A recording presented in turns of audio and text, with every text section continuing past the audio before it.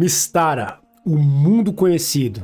Naquela época, né? Porque hoje ninguém sabe o que é isso mais. Mystara foi um dos primeiros universos de Dungeons and Dragons, galera. Ele foi criado quando o jogo estava sendo codificado ainda. E olha aqui, nessa época ainda, da chamada caixa básica. Na verdade, teve umas 3, 4 versões dessas, mas depois dessa aqui, quando ela foi lançada e começou a contar as primeiras histórias, eles rapidamente passaram para o que seria a tal da caixa Expert, essa aqui. E nessa caixa aqui, nós vimos com as primeiras do que seria rudimentos de um mundo, um cenário para jogar o jogo para além dos labirintos de Dungeons and Dragons. E esse cenário aparecia aqui, ó, o mundo conhecido, na parte do mestre. E ele era só rudimentarmente mapeado. Nós tínhamos as regiões que iam ser a terra dos elfos, dos halflings, dos anões e muitos outros nomes aqui. Esse mapa, na verdade, ele é o que foi impresso aqui, porque os Bruce Hurd e os outros colegas dele, eles pensaram no que seria um dia esse mundo conhecido bem antes disso ainda. Mystara. É isso que a gente vai começar com essa série agora.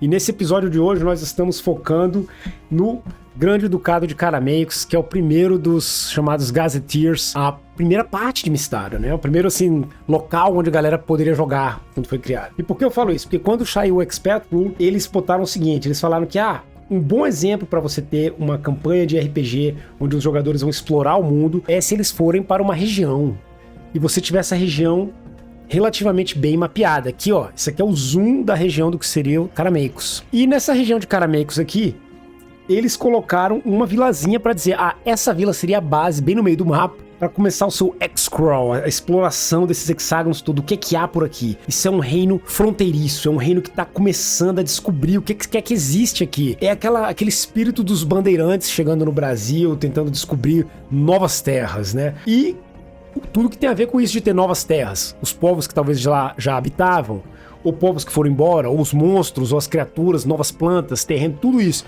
Então, Carameicos é esse espírito bandeirante. E no caso do original aqui, Expert, eles focaram em Threshold e botaram um mapa super detalhado da vilinha em si, a terra aqui de Threshold, pra galera jogar. Mas rapidinho, à medida que o Dungeons foi ficando mais famoso e tal, os caras lançaram o que seria os Gazetteers, onde eles detalhavam bem bacana mesmo cada um dos mundos. E aqui no Ducado de Carameicos a gente pode ver aquele mesmo mapa na versão Chique 10, né? Olhem aqui que coisa linda. Esse aqui agora é o mesmo mapa que eu mostrei para vocês antes, numa versão bonitona, lindíssima. Aqui está a mesma vila de Threshold, algumas outras vilinhas bem menores ainda, outras médias, um pouco maior, começam a ser detalhadas, mas ainda fica aquele espírito de um lugar todo aberto, sem nada. E detalhe, para quem conhece o clássico Keep on the Borderlands, né? Aquela primeira grande aventura de Dungeons and Dragons, que veio até com as caixas básicas, dizendo de uma fortaleza no meio do nada e para além dela as cavernas do caos, né? É uma aventura lendária, já foi passada até para a 5ª edição, para outros sistemas de RPG. Essa aventura ela se passava em 2 locais oficialmente. Um deles era esse aqui, o Castellan Keep, que era como vocês podem ver, realmente uma fortaleza no meio do nada. E o outro foi em Greyhawk, numa outra posição, que era o mundo do Gary Gygax. Mas hoje o nosso foco, repetindo, é Mystara. Então vamos entrar aqui em Carameicos, no primeiro mundo, o primeiro Gazetteer. Galera, Carameicos, a capital de Carameicos é aqui, ó, nessa cidadezinha. E como todos os Gazetteers eles eram estruturados da seguinte maneira. Primeiro que a maioria das vezes, quase todos eles, você podia pegar assim a folha. Nessa época era moda isso, ó. E a própria capa dos livros era cheia de mapa. E dava para usar ainda como uma tela do mestre. Você podia abrir ela assim, usando como se fosse uma tela do mestre da parada, copo de pé, entendeu? Para refletir que vocês estão em Carameicos, por exemplo, né? Muitas vezes tinha um mapinha mais curto aqui, olha que bacana, mostrando as outras regiões próximas. Então só a capa do livro já era muito útil para o mestre. E os Gazetteers tinham uma estrutura de contar como era cada região que eles mantiveram por todos os Gazetteers. Eles até foram melhorando eles. O Carameicos foi escrito por esse cara aqui, o Aaron Alston, que eu considero um dos mais top daquela época. Eu sou fã dele, realmente. Até porque ele escreveu, junto com os outros caras, o chamado Mundo Oco, né? A Terra Oca, que é esse cara aqui, que vai ser para uma outra história, uma outra parte de Mystara. Mas vamos lá. Em Carameicos, como vocês podem ver, a gente começa aqui na estrutura e é o seguinte, eles sempre começavam contando um pouco para os jogadores, ou seja, a vista do mundo das pessoas que estão indo jogar do ponto de fora e de dentro da galera do mundo ali, como é que era a história desse mundo. Ou seja, a gente tá ouvindo essa história do ponto de vista de alguém da rua ali. Muitas vezes, depois eles foram detalhando isso, eles contavam essas histórias, inclusive do ponto de vista das diferentes culturas, ou seja, como é que os Tiatianos veem carameicos, como é que os anões veem carameicos, como é que os halflings de região tal veem. E aí aparecia aquela coisa do preconceito, né, ou que o pessoal imagina, né, de uma região para outra, esse povo é desse jeito, esse povo é daquele jeito, e isso deixava muito sabor para como você jogar o jogo. E o Ferenc sempre depois dessa história dos jogadores vinha o que eles chamam, que aqui detalha muita coisa, tipo como é que eram as famílias, status social, como é que é a estrutura. Eu vou entrar nisso depois para carameicos específicos. Primeiro a gente vai falar só o geral de um Gazetteer. E o Ferenc na sequência vinha sempre na parte mais pro final, assim, que é do mestre. Às vezes no meio, às vezes um pouco depois, vinha o que eles chamavam de a história como os imortais conhecem ela. Lembrando que Mystara não tem deuses, né? Uma das primeiras piadas de Mystara é que dois viajantes planares se encontram e um deles fala pro outro: da onde você vem? Eu venho de Toril, uma terra com deuses poderosíssimos. Ah, é deuses? O que são esses deuses? Deuses são criaturas de um poder imenso que perturbam a vida de todos nós mortais e pedem que a gente reze pra eles o tempo inteiro. A gente não tem isso lá não, de onde eu venho não. Ah, não tem não? O que é que vocês têm? Ah, eu vim de Mystara, lá nós temos imortais. Aí o que são imortais? Criaturas de um poder imenso que perturbam a vida de nós mortais o tempo todo. Só que eles só pedem de vez em quando pra rezar pra eles. Às vezes eles nem pedem. Então, essa é a primeira diferença entre os deuses e os imortais, galera. Os imortais, que são uma base ali da função de tudo que rola em Mystara, ok?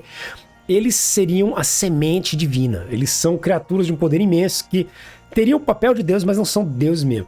Isso veio um pouco com a onda do Dungeons & Dragons na época, de se livrar de tudo quanto era coisa meio que tivesse a ver com o demo, assassinato e tal. Ou seja, tinha um pouco a ver com isso, de se limpar dessa coisa de ser satanista e tal. Então eles fizeram uma versão meio limpa, e aí criaram os imortais. Acabou sendo uma bola dentro, porque a ideia dos imortais e o jeito que o Aaron Alston desenvolveu ela junto com o Bruce Hurd depois é maravilhosa, é muito fera e dá o que a gente chama de carreira dos heróis pro jogo, o que soluciona muitos dos problemas que o pessoal reclama quando fala: o grupo é level alto, tá chato, não tem o que fazer. Vamos entrar nesse tema depois. Vamos lá. Carameicos. E agora em Carameicos a gente tem a seguinte situação. Carameicos, quando você olha a princípio, você pode pensar: mas isso aqui é aquele negócio medieval de sempre, tudo igual. Não, não é. Em Carameicos nós temos uma situação muito especial. Primeiro, que é uma região fronteiriça, como eu falei. Segundo, que Carameicos é uma pequena região que foi abandonada, digamos assim, ou esquecida pelos grandes poderes do mundo durante muito tempo. E essa bordinha aqui, na verdade, é a borda para um império gigantesco, que é o Império de Tiates, que seria como se fosse o Império Bizantino, o Império de Roma. E Tiates descobriu Carameicos e, a princípio, semelhante aos romanos, simplesmente declararam: vocês são parte do nosso, vocês são um protetorado, parte da gente. A gente manda tropa para proteger vocês de ataques de bárbaros, de humanoides, essas hordas, mas vocês se viram. O problema, né? Beleza. E durante muito tempo foi assim, até que um nobre ambicioso de Tiates, o Stefan Carameicos, decidiu vender suas terras e perguntar pro amigão dele, que era o imperador Tinkol I: mas peraí, você não gostaria de ter uma presença mais forte ali, desenvolver essa terra aí de Traladara? Na época se chamava Traladara. Eu posso ir lá, me vende essas terras aí, me faz um duque lá. Aí ele: então beleza. Ele fez ele um duque e o Stefan veio com suas tropas. Ele se posicionou por todo lugar aqui. E aí, no que ele foi colocando o seu pessoal pra lá e pra cá, se espalhando pela região, o povo Traldar, que é o povo original, ficou meio assim, né? Que onda é essa? Quem são esses novos líderes? Por que agora subitamente a gente tem um duque, a gente não pode se governar? Então teve muito conflito no começo. O Stefan Carameicos é apresentado como um rei muito sábio, né? Um duque muito sábio. E ele conseguiu conciliar várias dessas divergências. Mesmo assim, uma coisa que é muito fera em Mystara é que Mystara não é preto no branco. Você não tem o mal e o bem, os grandes vilões, Tem algumas figuras, claro, que são muito mais vilanescas, mas no geral é um mundo que vivo. Então, o Stefan Karameikos, quando a galera não obedecia, ele descia o pau também. Não tinha conversa, não. Agora, no geral, ele ia pra conversa. Então, foi assim que ele chegou em Traladar. Então, quando o jogo começa em Mystara, em geral, os jogadores estão como a primeira ou talvez segunda geração jovem que nasceu aqui dos descendentes desses primeiros imigrantes que vieram pra cá. E aí já começa aqui como Mystara é especial para os jogadores. Porque em Mystara, até quando você é humano, você não é simplesmente humano. Você vai dizer, peraí, tu é humano Traudar ou tu é humano Tiatiano? Ou você já é um dos primeiros misturebas que tem sangue tiatiano e de Traladara. Como é que você se veste? Quais são seus costumes? Então tudo isso eles detalham em Mystara. E aí até os humanos são muito mais especiais no jogo também. Até os imortais que eles revelam, né? Porque os imortais são vistos em Mystara como se fossem assim, grandes figuras que você almeja um dia chegar a isso. Ou é como se fossem assim, representantes espirituais, tipo uns Dalai Lama do ponto de vista budista. Assim. Exatamente, essas figuras santas, mas que não são divinas, e são os imortais. E aí, no caso dos Traudar, eles têm os imortais deles, né? Que é o Alava, a Petra e o Zikev. E essa tríade ali é a tríade que o povo de Traudar venera. Mas os galera de Tiatis traz uma legião de outros imortais que também querem se espalhar por ali. Então já começa todas essas divergências, até semi-religiosas, digamos assim, entre os povos. E no meio dessa confusão toda, sobra a aventura, porque você tem florestas desconhecidas.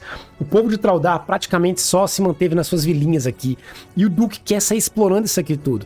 Então isso dá a base para muita aventura, porque você vai contar na história de Karameikos que houve um povo antes que morava aqui, até antes do Alava e da Petra terem chegado, que eram os imortais. Quando eles eram, na história deles, eles foram grandes conquistadores que chegaram aqui. E aí vai ter os labirintos para eles explorarem, vai ter os monstros para eles derrotarem. À medida que eles forem ficando mais fortes, eles vão um dia, quem sabe, isso era parte da carreira do herói. Eu quero ter um reino aqui. Vou botar aqui, construir um castelinho. E aí você ia como herói e construía seu castelinho aqui com o seu grupo de aventureiros. Em geral, cada um pegava uma parte das responsabilidades do castelo, né? Eu vou ser o barão, né? O guerreiro. A galera que é maga, eu vou ser a mestre maga aqui da região. E a sacerdotisa podia ser a quem comanda a parada. E o elfo ia ser, eu vou trazer o enclave elfo aqui para ajudar e povoar essa região. Então vocês iam começar a expandir aqui em nome de Karameikos. E aí isso seria uma outra etapa do jogo, onde você ia explorar esses hexágonos, não como aventureiro, indo hexágono por hexágono, mas sim como mandando, por exemplo, tropas, mandando patrulhas, gente, seus seguidores. Era um outro jeito de jogar muito louco, que era o chamado level médio de jogo de RPG antigo. Então, Karameikos tem muita informação. Aí bora vamos continuar no livro. Então, como eu falei, o livro primeiro mostra todas essas organizações, tudo isso que eu contei pra vocês mais ou menos aqui. E mostra como se organiza o exército, como é que é o papel dos Traladares, dos Tiatianos dentro do exército, né? Será que rola ali ainda uma rixa? No caso do Karameikos, né, o Stefan Karameikos, ele é um duque muito justo, então ele não tem diferenciação entre Tiatiano e Traladariano. Ele considera que é tudo o mesmo povo, nós somos de Karameikos, vamos ter respeito a uns aos outros. Nesse sentido, ele representa bem aquele rei arturiano, né? Mas até ele tem seu lado sombrio, vamos lá. E uma coisa que rola aqui, que eu já posso, que a galera que acompanha a gente sabe de uns vídeos antigos meus aí, pouco tempo atrás, foram os vídeos sobre as tropas. E aqui a gente já tem as tropas com o tal do BR, né, que eu falei pra vocês, que são a qualidade de cada tropa. Isso aqui é pro ano 1000, naquele livro que eu mostrei no outro vídeo era pro ano 1010. E aí vai contando os detalhes das tropas e tal. Depois conta como é que é a parte geográfica, etc. Mostra uma típica taverna, como é que são as comunidades, como as pessoas pensam lá. Agora o fera mesmo pra mim é isso aqui, galera. São dois pontos. Primeiro, quando a gente chega nos NPCs. Esse aqui é o Stefan Karameikos com sua esposa e seus 3 filhos.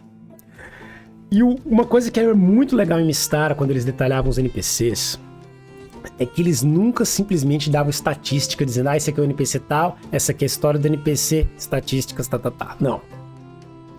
Eles colocavam o NPC sempre em contexto em relação aos jogadores, ou seja, os jogadores, os players, é o ponto central de todas as aventuras em Mystara. Eles nunca contam sobre o mundo deles só porque o mundo é legal. Não, se esse NPC tá ali, é porque ele é pra ser usado em contexto com os jogadores, e a gente vai dizer pra vocês umas ideias de como fazer isso. E aí eles vão e botam, então pra cada NPC você sempre tem não só por exemplo, aqui a Dama de Carameco, você não só tem o nome dela e a história da vida dela, como você tem a aparência física, claro, você tem as estatísticas de jogo, mas você tem isso aqui, ó, às vezes é maior, às vezes é menor, mas são as notas do mestre, que era pra como você vai usar ela com teus jogadores, sacou? Como você vai usar ela junto aos jogadores. Então nenhum NPC aqui é só pra ficar enchendo folha. E isso é uma dica que vale muito pra galera que tá criando o seu próprio mundo de RPG. Quando você for criar as personalidades do seu mundo, não crie elas só pra você próprio ficar imaginando que legal. Sempre cria coisa que você vai e pretende conscientemente usar com os jogadores. Então quando você cria um NPC, você vai já criar quais serão as relações possíveis com os jogadores. E detalhe, dos levels mais baixos aos levels mais altos. Relembrando que em Mystara a gente tem essa coisa da carreira do herói. Então com isso a gente acaba tendo os heróis que estão nos levels muito baixos ainda. Talvez tenham só uma audiência com o Duque, até os que já são barões, eles próprios, ou até aqueles que já são grandes heróis tentando talvez até se juntar ali com os imortais. E então esses caras, essas minas e caras vão ser recebidos muito diferente pelos outros NPCs. Em geral eles abordam isso aqui também, o que me leva à última parte contando sobre Caramecos. Em Caramecos a gente tem essa legião de NPCs que são as várias facções, povos que moram lá.